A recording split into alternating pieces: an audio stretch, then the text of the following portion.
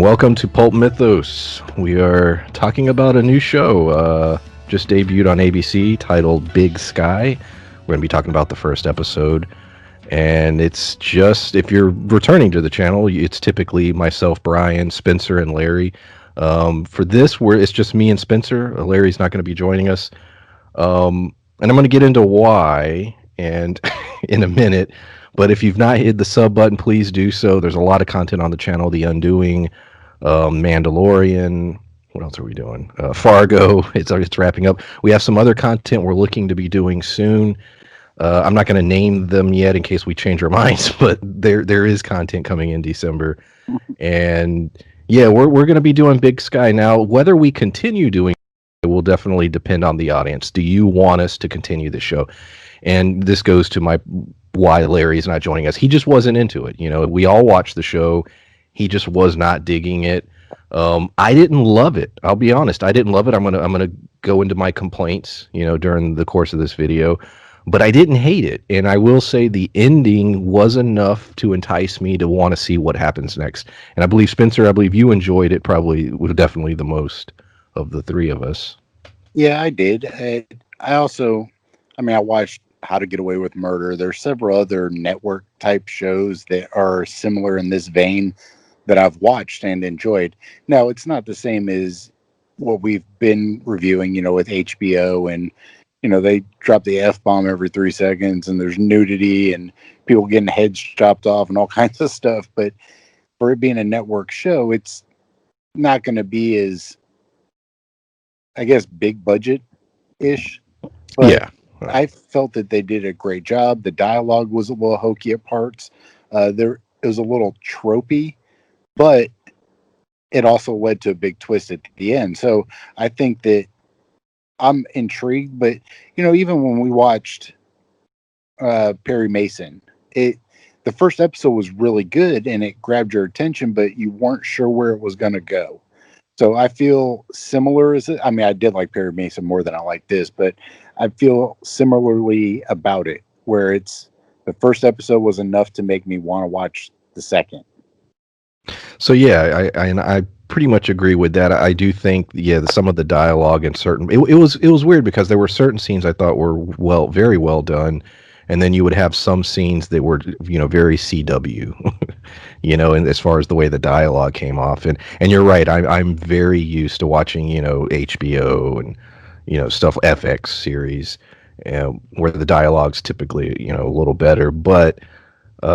If you're listening to this and you're digging the show and you want to hear more about our opinions on it, hit that upvote.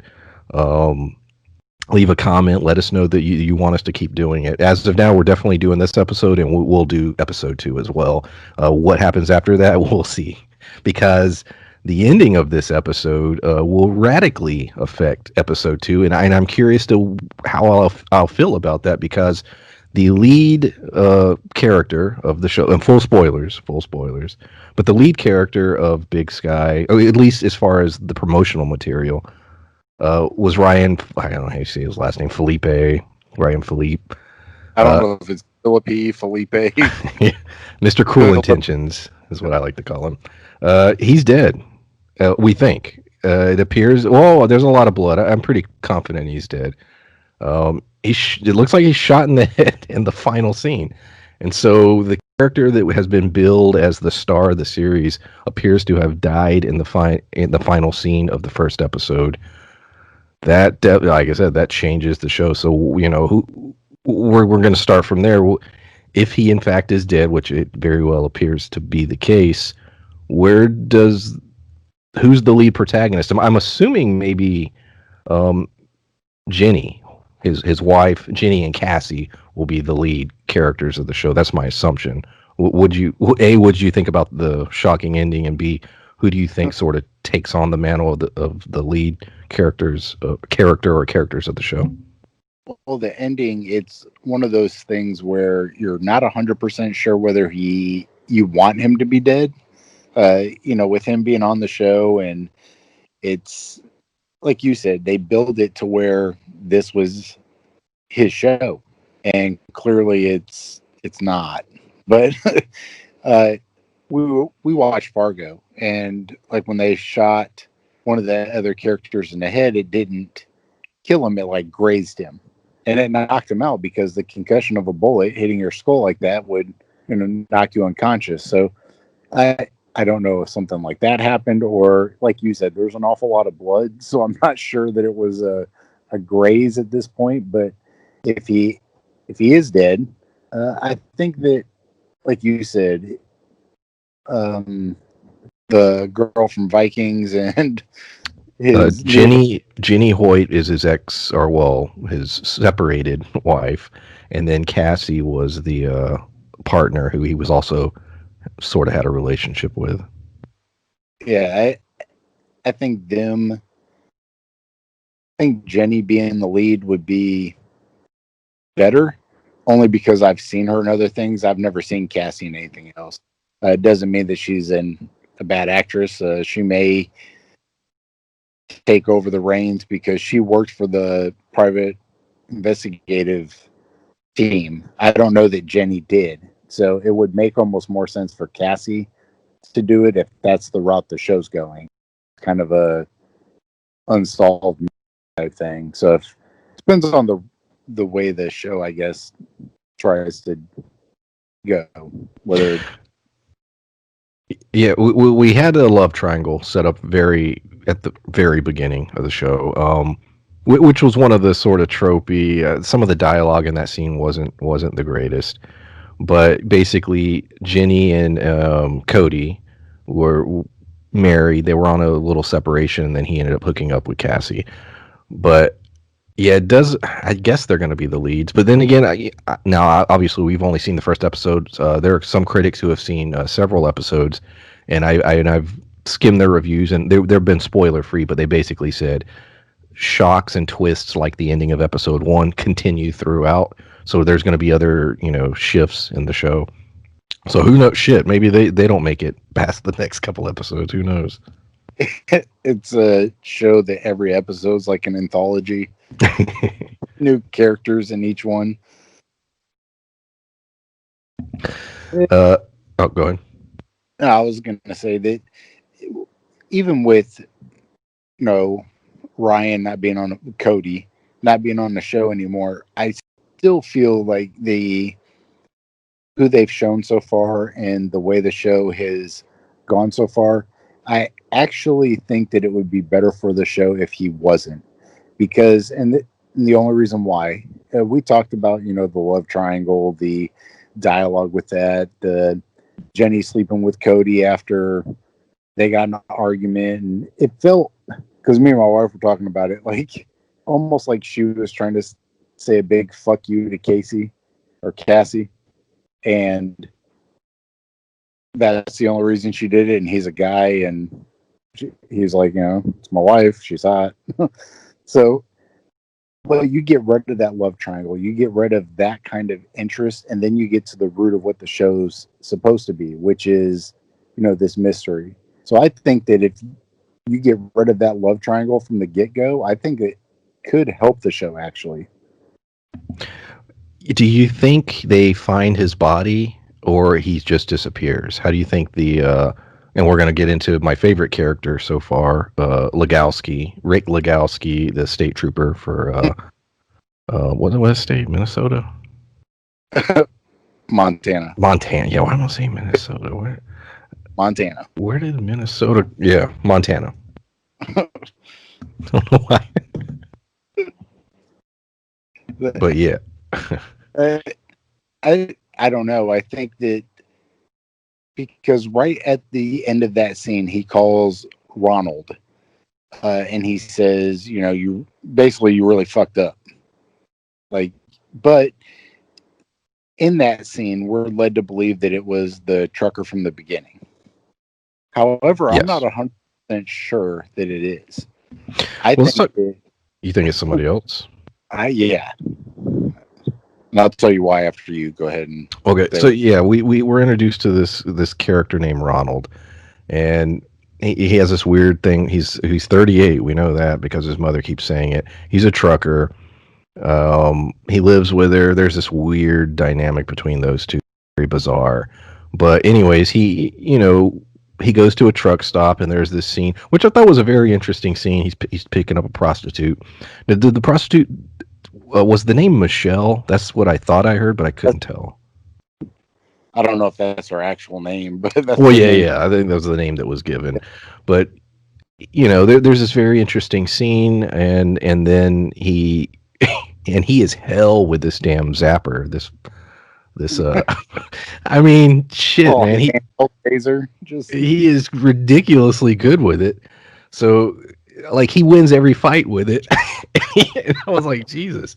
It got a little common. Now that was another scene that we're jumping around, but at the end when the girls are plotting their escape, which was a decent plan, but I mean, God, he was kicking their ass with that damn thing, and I was like, dude.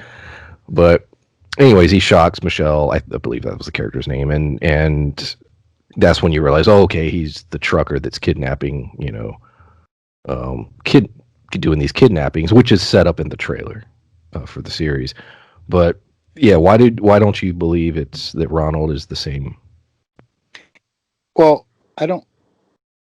I don't think that he's on the same page as everyone else. I think that the officer is.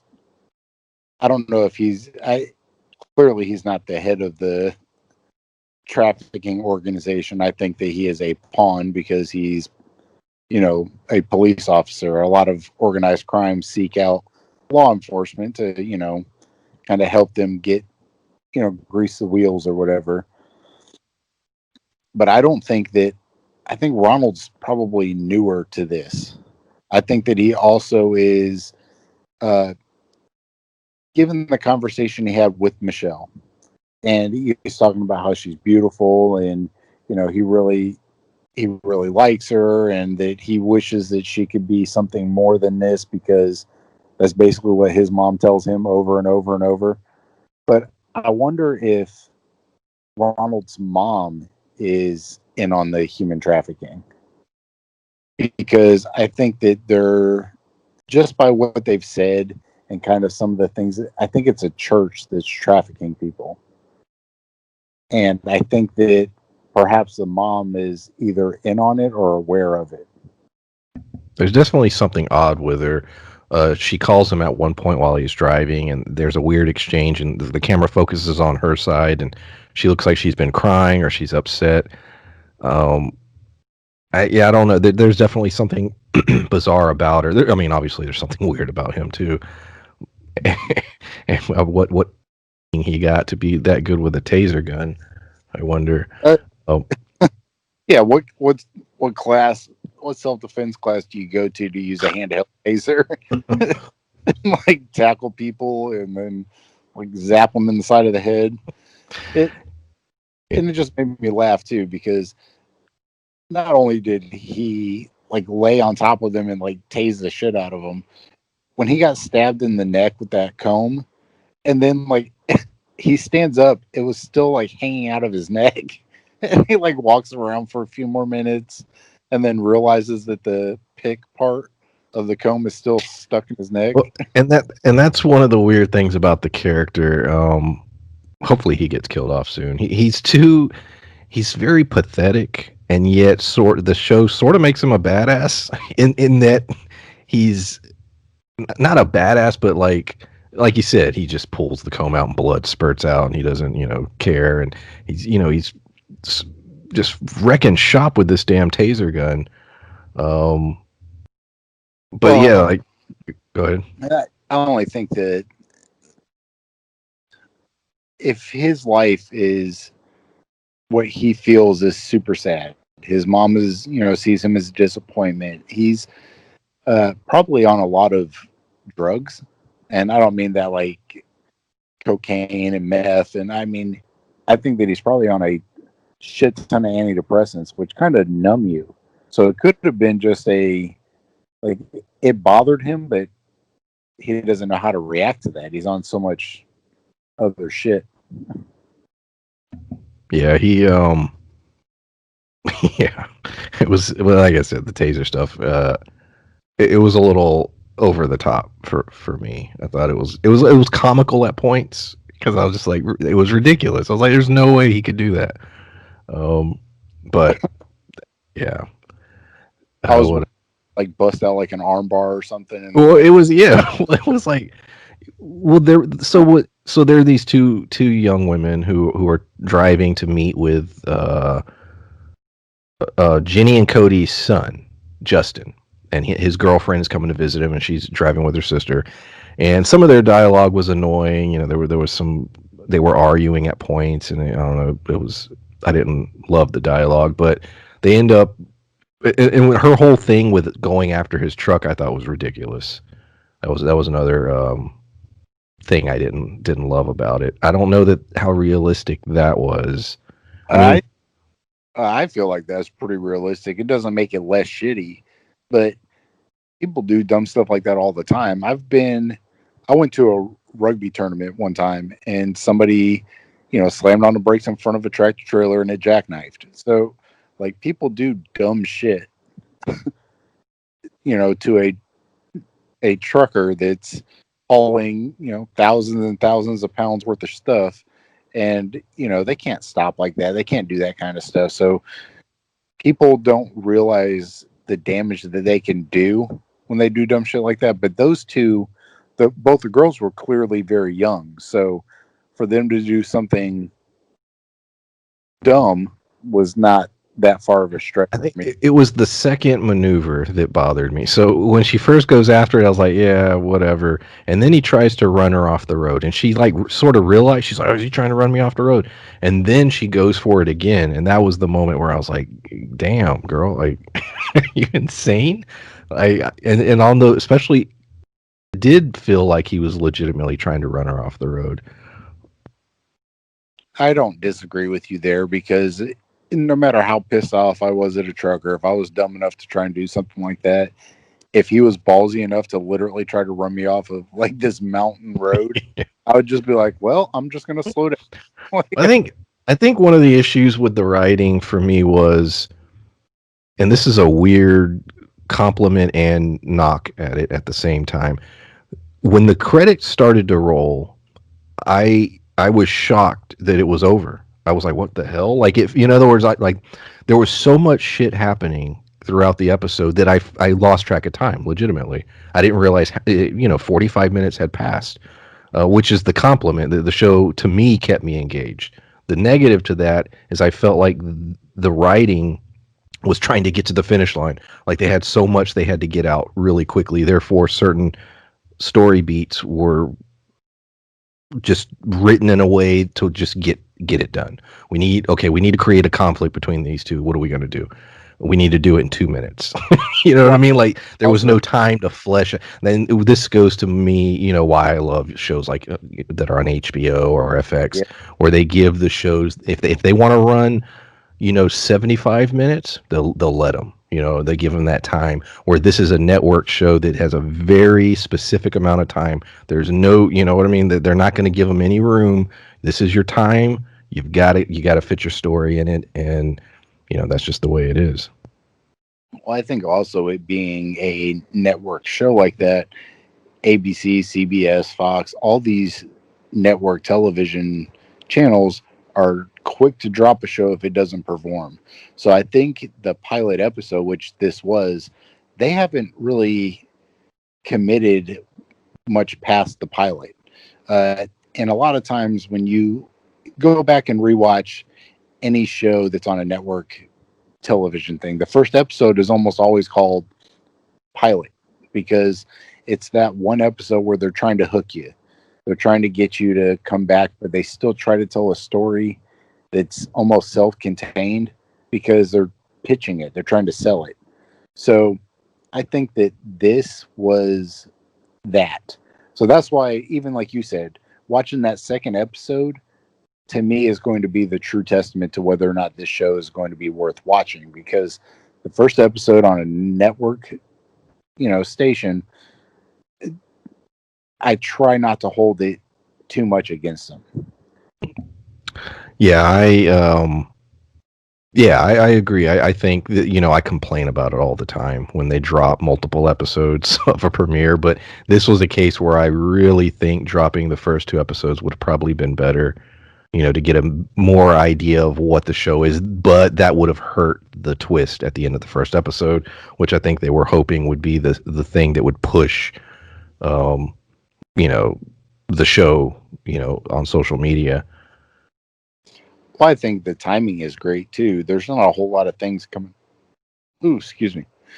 There's not a whole lot of things coming out this time of year. So for it to start at the, essentially the end of November and run through the beginning part of January, a lot of shows take that hiatus where they're done about mid-November and then they come back mid-February. And this show is filling that gap. So I think that it's a great uh, not marketing ploy. I think it is a great timing for this show because it won't have a whole lot of competition, but it will help, I guess, see whether or not it's worth airing, 10, 12 episodes. Uh, Now, my favorite thing in the whole episode, I saved it for the end, is Rick Legowski. We get a weird scene with him at the beginning of the show where he's helping a guy get his car out of mud, and he has this whole thing about where he's describing, the guy making love with his wife and taking it slow and basically telling him how to get out of a mud pile. You don't hit the gas. You gotta slowly, come out of it. It's a weird scene, but it really explained who the character was. And then you get it, what I thought my favorite scene of the episode, him going home for dinner and his wife. I think the line was, "You need to touch me more." Like, I don't. It was just funny, their interaction. I just was like, I don't know. This character amuses me. I like him. I like this dynamic with his wife that he is clearly not fulfilling his husbandly duties, and she's ready for a divorce. I mean, she basically says it right before he leaves. He loves his state. He loves being a trooper, and then we find out in the end he's tied into all the crime shit, and he kills the lead character. So I was like, this is the character that I'm most interested in, and seeing where the hell his storyline goes. By far. Like he is not only the funniest, it's the comic relief, but it's funny that they're getting the comic relief from the bad guy. Like he is not a good person. The From the get go when they showed the trailer and it shows that they're kidnapping younger females. As soon as that first little sequence when the way he was talking, I figured he was involved somehow. Like I didn't know how or how much, but I figured from pretty much the jump with that conversation he was involved. And then when he had the conversation with his wife and she was like, "You're not touching me, I feel unfulfilled." And then he like runs out the door and he's like, "Well, duty calls." To me, though, that was another sign saying that, he was involved in this. And then the end, I wasn't anticipating that happening. I was anticipating him basically, you know, misleading him, like taking him somewhere else or, feeding him false clues or something. I was not anticipating him shooting him in the head, but Were those onion rings he was eating? I, When they at the end he's talking with Cody and he keeps crunching. It looked like onion rings. I couldn't tell what it was, I think but so. It looked, even that was amusing to me. The way he was crunching them and his dialogue. I don't know the character. He. I will say by that last shot where he pulls the trigger, he's very comic book villainish. Like I said, there's a lot of CW vibes here. This almost feels like that kind of show. And he came off as just sort of this weird, twisted villain. If we keep, if anything anchors me to the show, it's going to be him. If they kill him off, I'm going to be very pissed off. I'll be more mad than them killing off Cody. well, it was almost like a graphic novel villain. Yeah, Like something like Ed Brubaker would write, or I was also thinking, like Scott Pilgrim, like the bad guy, like it because it was hokey, but but like you said, Brubaker, the character is kind of silly. He says dumb shit. He's got a really like makes goofy facial expressions, but at the heart of all of it, he's trafficking people. He's a giant piece of shit, but like the character himself is still like you laugh at them because it's Entertaining. Yeah. yeah. Like Ronald, I mean, they didn't sell me on. Like I said, you can kill Ronald if they want. I don't care. Um, I am interested in the mother thing. Like you said, I think there's something more with that character. Now? Here's a question: do you think the character, we have three characters that have been kidnapped? I don't remember any of their names other than possibly Michelle, the prostitute. Do you think they stay kidnapped the entirety of the season, or are they going to get out at some point? Like, how do you think that's going to unfold? Do you think they're going to be locked away, or even sold, or is there? Do you think that besides that, do you also think there's more to it than just trafficking? Is there a whole other whole element to it? Because there was that mention of a cult, and the fact that it's a church, or is it just purely a money thing where they're exchanging them for money? Well, and that's where I was tying it into the church. I feel like it's not just money. I feel like some of it is not sacrificial lambs, but sacrificial lambs. Like they are, whoever their cult leader is or whoever this person is, they're basically bringing him young women. And I think that it's all going to kind of tie into something like that. I also do think that it does run way deeper than what they've shown so far. It also, to me, shows when you talk about Ronald, it, yeah, he sucks. He's like this kind of single note kind of character, kind of like you said, pathetic. He Yeah, just, pathetic is the best way I think to but describe him. but I don't think that he's very good at this.